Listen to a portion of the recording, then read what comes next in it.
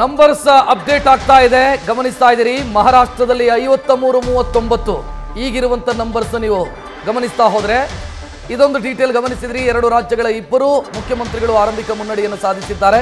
ಏಕನಾಥ್ ಶಿಂದೆ ಮುನ್ನಡೆಯನ್ನು ಸಾಧಿಸಿದ್ದಾರೆ ಅನ್ನೋದು. So 145 magic number ಮಹಾರಾಷ್ಟ್ರದಲ್ಲಿ.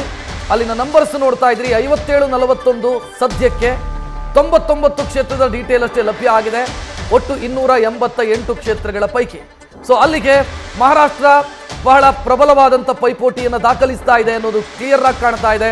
ಈ ಕಡೆ ಜಾರ್ಖಂಡ್ 20-12 ಜಾರ್ಖಂಡ್ನಲ್ಲಿ ಬಿಜೆಪಿ ನೇತೃತ್ವದ ಮೈತ್ರಿಕೂಟ ಗೆಲ್ಲತ್ತೆ ಅನ್ನುವಂಥ ಮುನ್ಸೂಚನೆ ಎಕ್ಸಿಟ್ ಪೋಲ್ ಅಲ್ಲಿ ಬಂದಿತ್ತು. ಅದರ ಮುನ್ಸೂಚನೆ ಈಗ ಆರಂಭದಲ್ಲಿ ಕಾಣಿಸ್ತಾ ಇದೆ, ಆರಂಭದಲ್ಲಿ ಗೋಚರಿಸ್ತಾ ಇದೆ. ಮಹಾರಾಷ್ಟ್ರದ ನಂಬರ್ ಕೂಡ ಅಪ್ಡೇಟ್ ಆಗ್ತಾ ಇದೆ ಕ್ಷಣ ಕ್ಷಣಕ್ಕೂ ಕೂಡ. 63-46ರ ವ್ಯತ್ಯಾಸ ಕಾಣಿಸ್ತಾ ಇರೋದು. ಇಲ್ಲಿ ಮಹಾರಾಷ್ಟ್ರದ ಫಲಿತಾಂಶ ಕೊನೆಯ ಕ್ಷಣದವರೆಗೂ ಕೂಡ ಹೋಗುತ್ತೆ ಅನ್ನೋದು ಖಚಿತ.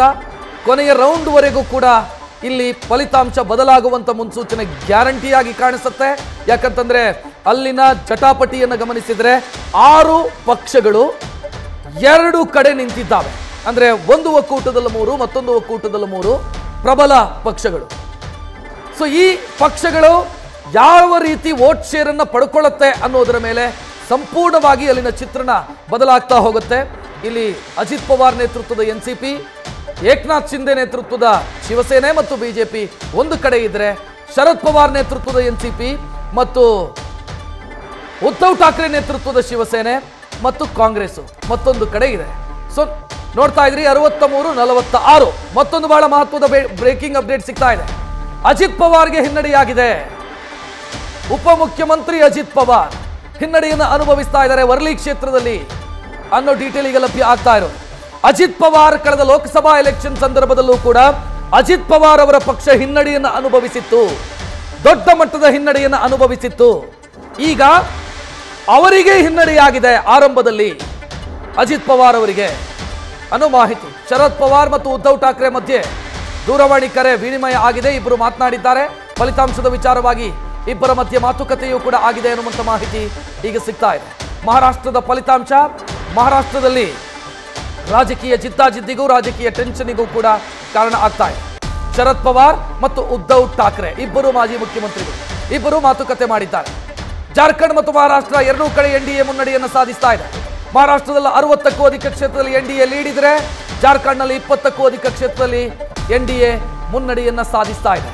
ನೀವು ಜಾರ್ಖಂಡ್ನಲ್ಲಿ NDA ಜೊತೆಗೆ ಯಾವೆಲ್ಲ ಪಕ್ಷಗಳಿದಾವೆ ಅಂತಂದ್ರೆ ಬಿಜೆಪಿ ಅತಿ ದೊಡ್ಡ ಪಕ್ಷ, ಅದರ ಜೊತೆಗೆ JDU ಮತ್ತು LJP ಈ ಎರಡೂ ಪಕ್ಷಗಳು ಆ ಒಕ್ಕೂಟದ ಒಳಗೆ ಇದೆ. ಯಾಕಂತಂದ್ರೆ ಜಾರ್ಖಂಡ್ ಅಂತಂದ್ರೆ 2000 ಇಸವಿಯಲ್ಲಿ ರಚನೆಯಾದಂಥ ರಾಜ್ಯ. ಅದಕ್ಕೂ ಮೊದಲು ಅದು ಬಿಹಾರದ ಒಂದು ಭಾಗ, ಬಿಹಾರದ ಭಾಗ ಅಥವಾ ದಕ್ಷಿಣ ಬಿಹಾರ ಜಾರ್ಖಂಡ್ ರಾಜ್ಯವಾಗಿ ರೂಪುಗೊಂಡಿದ್ದು.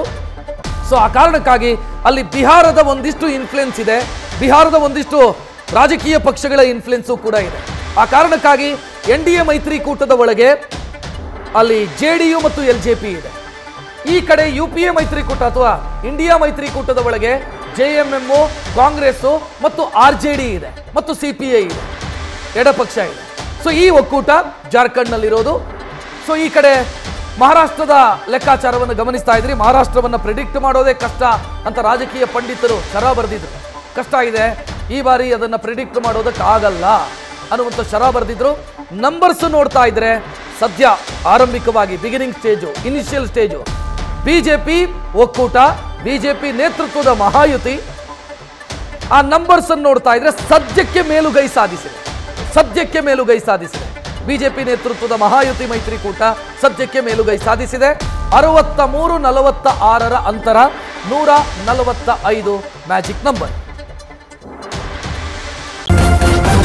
ನ್ಯೂಸ್ ಫಸ್ಟ್ ನಿರ್ಭೀತಿಯಿಂದ ನಿಮ್ಮ ಪರವಾಗಿ.